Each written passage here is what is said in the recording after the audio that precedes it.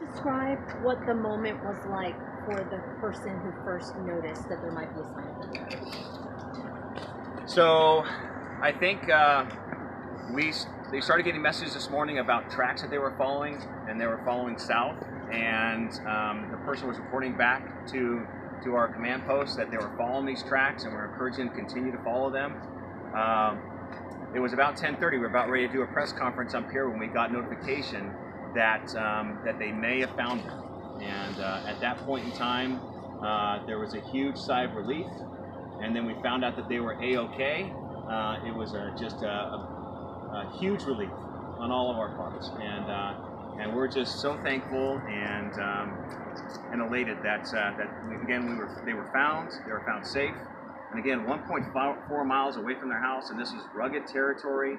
This is extreme environment, and how they were out there for 44 hours is pretty amazing. But it shows the resilience of people that actually grow up in this community. These girls were, have definitely a survival story to tell. So we're looking forward to hearing from them. Did they say anything to the search and rescue crew when they first reunited out there? What was their first words to them? So we don't have any details on that yet.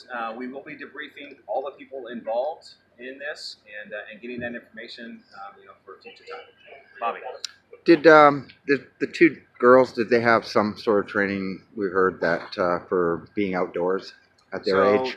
The information we gathered is that they were trained through 4-H, through outdoor survival, and we believe that did play a part, but we're only speculating right now. We'll wait to interview them and understand what the last 44 hours was like. Can you describe what it was like for your folks to tell the mother the good news and how that went down? Lieutenant Fridley? Yeah, I've been dealing with mom for a couple days here, and I got the privilege of calling her and telling her that they've been located, and they got both of us. Obviously, mother of 2 children, and they've been missing for this long, and a lot of stuff goes through your head. So, yeah, she melted on the phone. We had to hang up because we couldn't talk.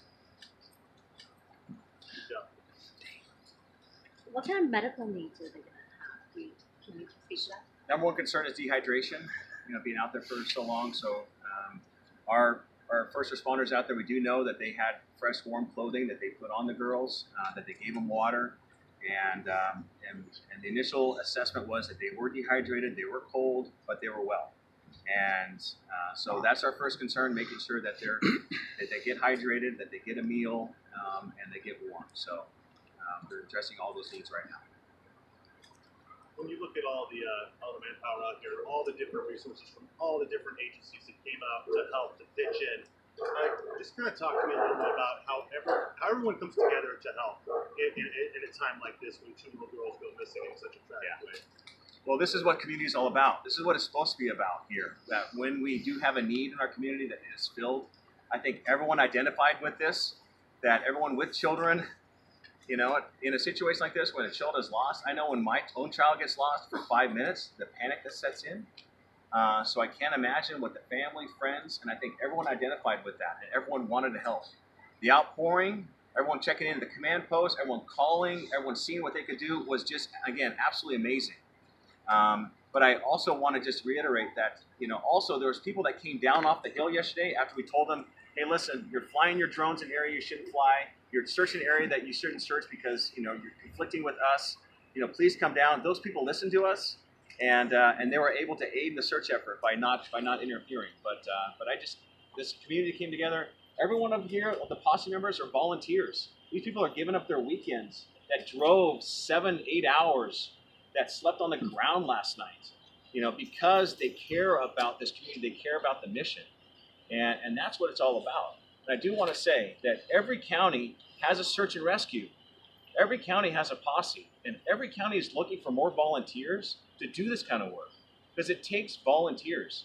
We cannot do this alone, and so it takes those volunteers. So I urge you, if you like what's happening, if you see this and say this is a part of what I want to be a part of, then go to your county, sign up to the sheriff's office posse, and volunteer your time, because it is worth it.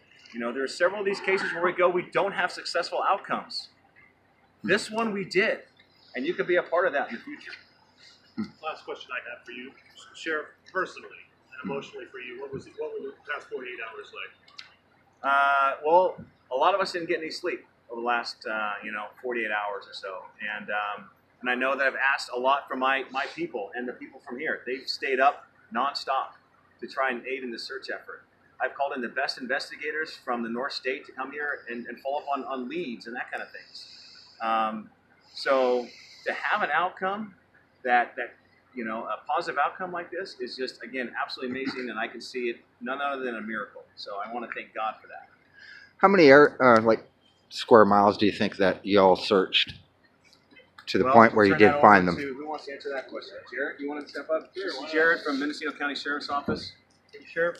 So probably each day, first day we would search about 4 square miles, a big area. Next day, 12 to 16, and today was going to be closer to 30 square miles of various types of searching. Not all that's with ground pounders on it. Mm-hmm. There's a lot of bodies out there looking for these kids, so I'm glad it panned out.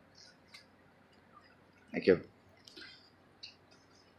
And the support, for all the search and rescues, can you talk about that? Like the background people that we don't see. We see this group of people, but the people in behind that, they're taking care of everybody, the feeding and the support. So logistically, I mean, we're rolling out the instant command system to try and help out with the whole logistics planning, because this thing takes, we have to plan 3 days ahead, and none of this just comes together.